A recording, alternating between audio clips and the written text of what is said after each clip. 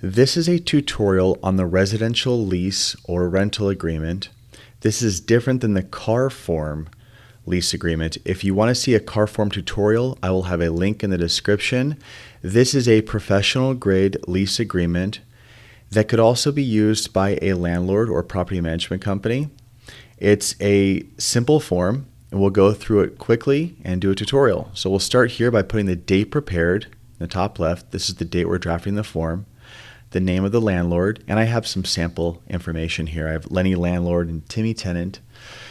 And then for other occupants in this section, you could put the name of a grandparent or children or whoever else is going to be occupying the property. And you could even write the dog. I wrote the dog here just so it's up front. I wrote Fido. And then we have the address of the property, street address, city, county, zip code, and assessor's parcel number, which can be found on a property tax bill, on the MLS, from the owner. And if all else fails, you can just leave it blank and come back to it later. Now, if brokerages are involved, if there is an agent or someone representing a party, that should be identified here. So we have the landlord's agent, ABC Realty. We have the brokerage representing the tenant, XYZ Realty. And then we move on. Now we're at the security deposit. And I just wrote in $2,000, some arbitrary amount. And we have rent payments. So this is a simple breakdown of rent and how it's paid. So we have the tenant paying $3,000 per month. If there's a special arrangement, instead check the box here and write in what the tenant's paying. Maybe it's a lump sum for the entire term. On the first, by default of the month, it's going to be paid. Now, this can all be modified. There's check boxes with modifiers on virtually every field here. So we have the lease period or commencing on, and I put a date here and then a year later that it's terminating on this date. Tenant shall pay rent to landlord by, you can check one of these options. You can check this and write in Zelle or Venmo or something fancy. Both parties initial, we move on to page 2. Rent checks are delivered to whom? We have the landlord's name. At what address? Right here. Maybe it's to the name of Lenny Landlord's company, and it might be Lenny's Holdings Inc., Lenny's Realty Co. But you're going to identify who it's payable to and where it should be delivered. And it can be left blank, or you can just write in wire or Zelle or something if it's not going to be a check delivered.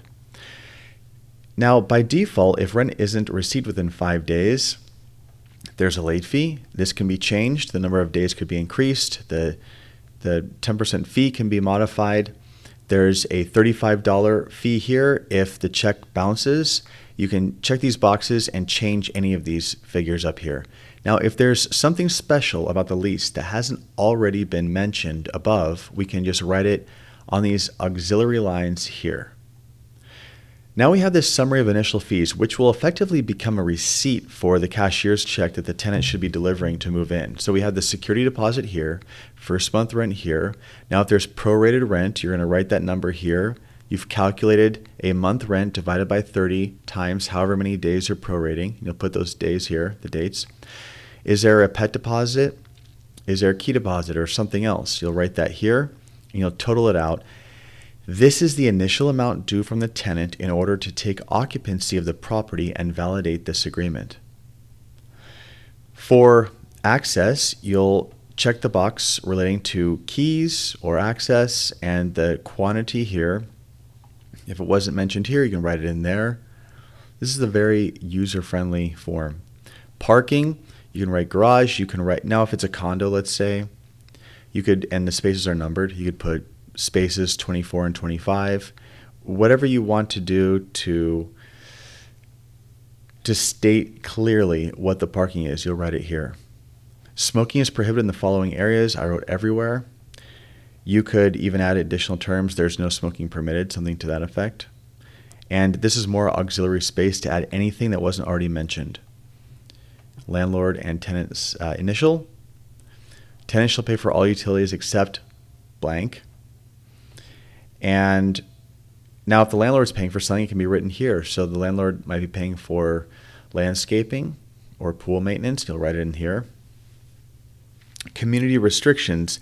Is this property in an HOA? You'll check this box if it is. You'll write the name of the HOA here. The landlord should furnish the CC&Rs, a copy of HOA restrictions prior to the tenant taking occupancy. Or this box can be checked and a number of days can be added after the beginning of the lease period, but it's best to do it prior.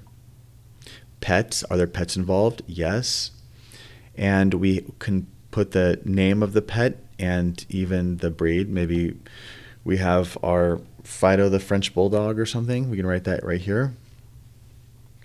Additional terms, more wonderful open space to fill out anything that hasn't been explicitly mentioned above.